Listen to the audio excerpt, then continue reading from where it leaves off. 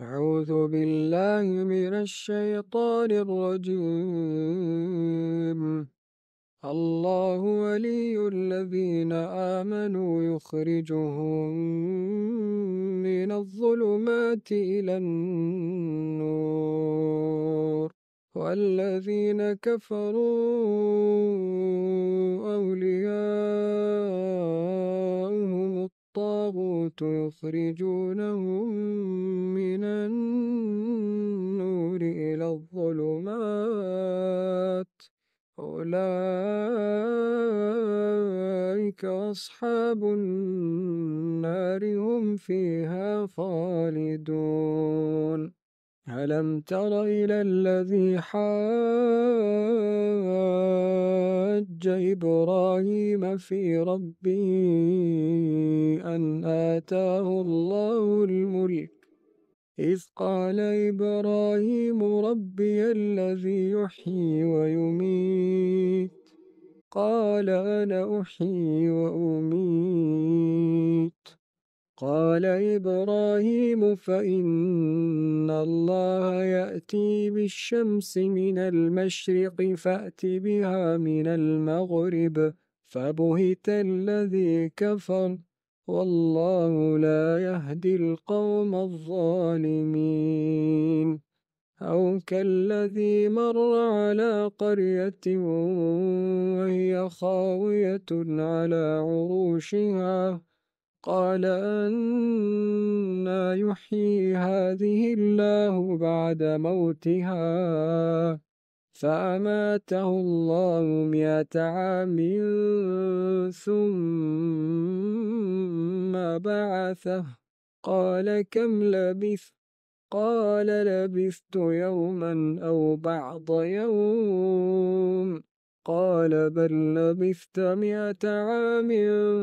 فانظر إلى طعامك وشرابك لم يتسنه، وانظر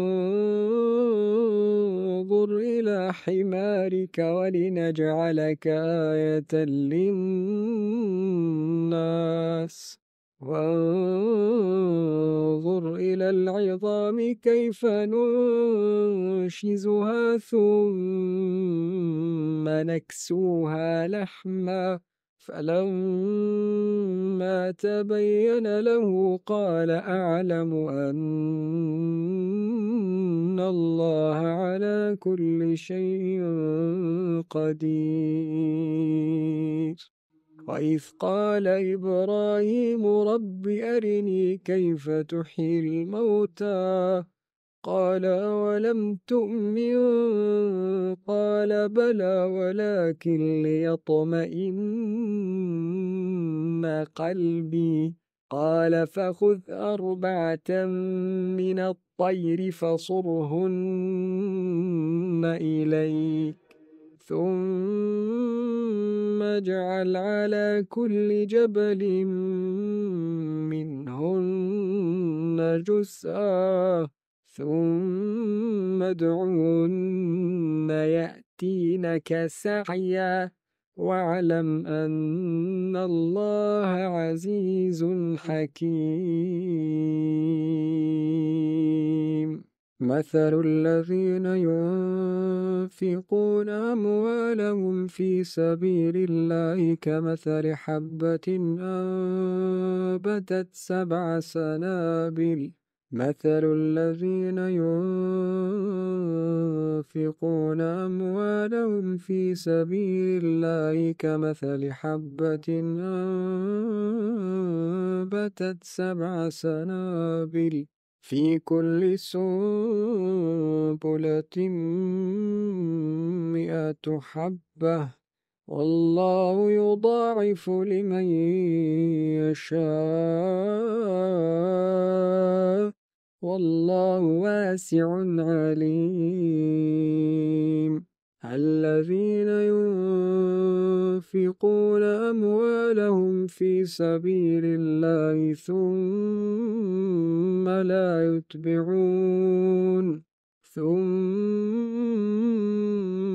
يتبعون ما أنفقوا منا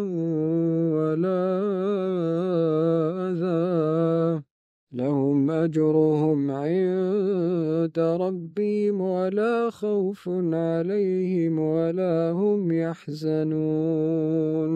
قول معروف ومغفرة خير من صدقة يتبعها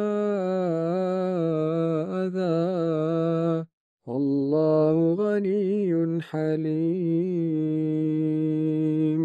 يا أيها الذين آمنوا لا تبطلوا صدقاتكم بالمن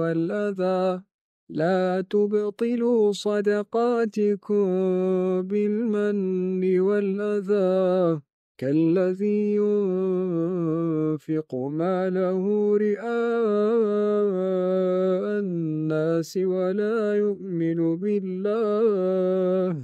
ولا يؤمن بالله واليوم الآخر فمثله كمثل صفوان عليه تراب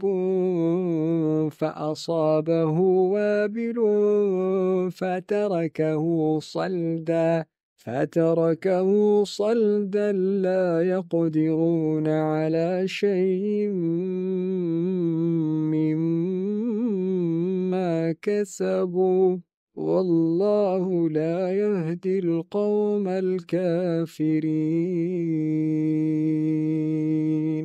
ومثل الذين ينفقون أموالهم ابتغاء مرضات الله وتثبيتا من أنفسهم كمثل جنة بربوة أصابها وابل فآتت أكلها ضعفين فإن لم يصبها وابل فطل والله بما تعملون بصير أيود أحدكم أن تكون له جنة من نخيل وأعناب تجري من تحتها الأنهار له فيها من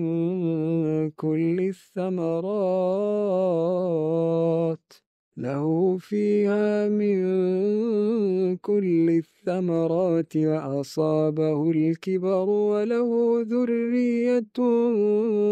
ضعفاء فأصابها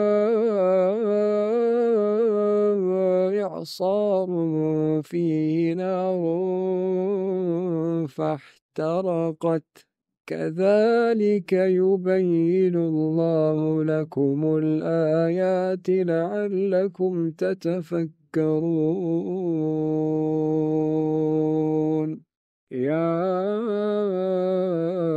أيها الذين آمنوا أنفقوا من طيبات ما كسبتم ومما أخرجنا لكم من الأرض ولا تيمموا الخبيث منه تنفقون ولستم بآخذيه إلا أن تغمضوا فيه واعلموا أن الله غني حميد الشيطان يعدكم الفقر ويأمركم بالفحشاء والله يعدكم مغفرة منه وفضلا والله واسع عليم يؤتي الحكمة من يشاء ومن يؤت الحكمة فقد أوتي خيرا كثيرا وما يذكر يتذكر إلا أولو الألباب وما أنفقتم من نفقة أو نذرتم من نذر فإن الله يعلمه وما للظالمين من أنصار إن تبدوا الصدقات فنعما هي وإن تخفوها وتؤتوها الفقراء فهو خير لكم ويكفر عنكم من سيئاتكم والله بما تعملون خبير ليس عليك هداهم ولكن الله يهدي من يشاء وما تنفقوا من خير فلأنفسكم وما تنفقون إلا ابتغاء وجه الله وما تنفقوا من خير يوفى إليكم وأنتم لا تظلمون للفقراء الذين أحصروا في سبيل الله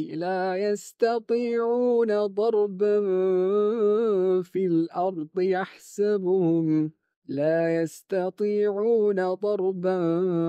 في الأرض يحسبهم الجاهل أغنياء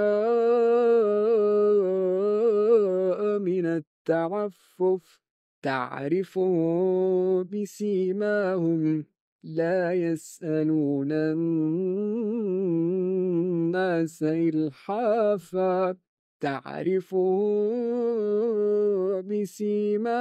لا يسألون الناس إلحافا وما تنفقوا من خير فإن الله به عليم الذين ينفقون أموالهم بالليل والنهار سرا وعلانية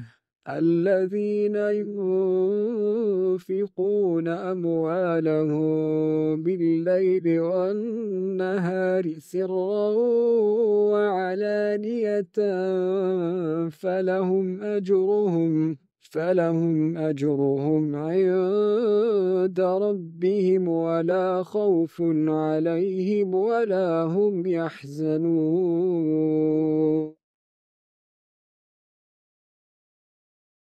أعوذ بالله من الشيطان الرجيم وأتل عليهم نبأ نوح إذ قال لقومه يا قوم إن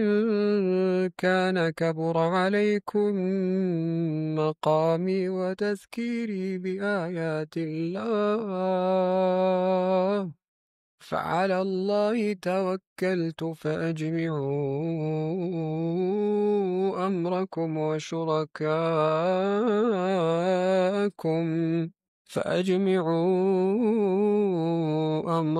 وشركاءكم ثم لا يكن أمركم عليكم غمة ثم قضوا إلي ولا تنظرون فإن توليتم فما سألتكم من أجر إن أجري إلا على الله وأمرت أن أكون من المسلمين فكذبوا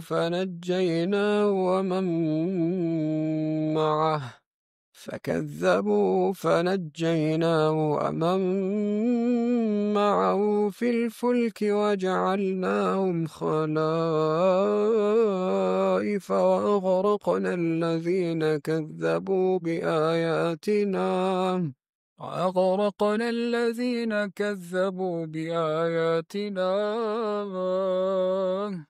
فانظر كيف كان عاقبة المنذرين ثم بعثنا من بعده رسلا إلى قومهم فجاءوا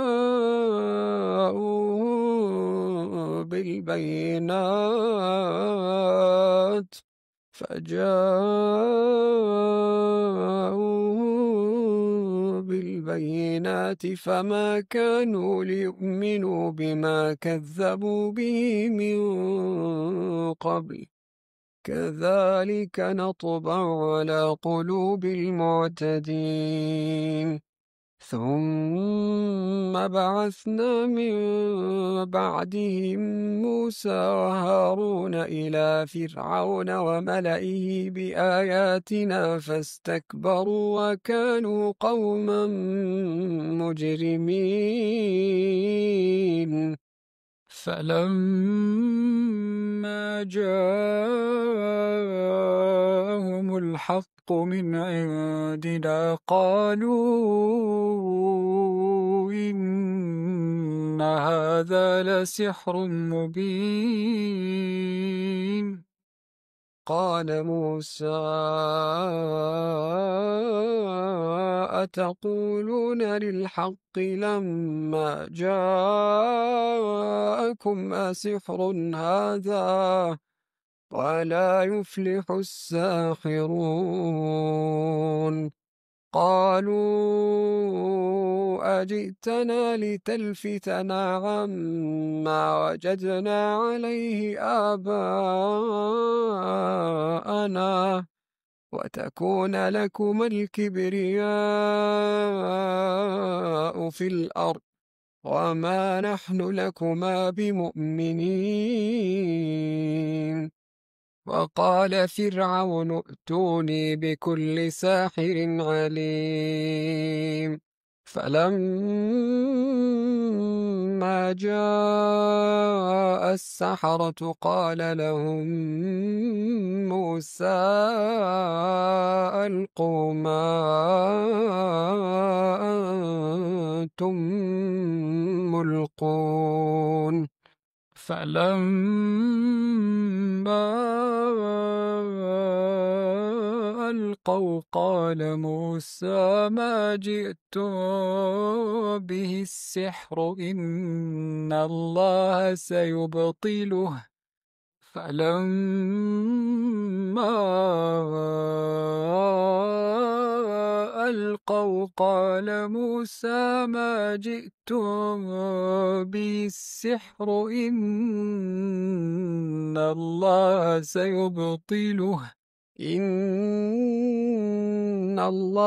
سيبطله إن الله لا يصلح عمل المفسدين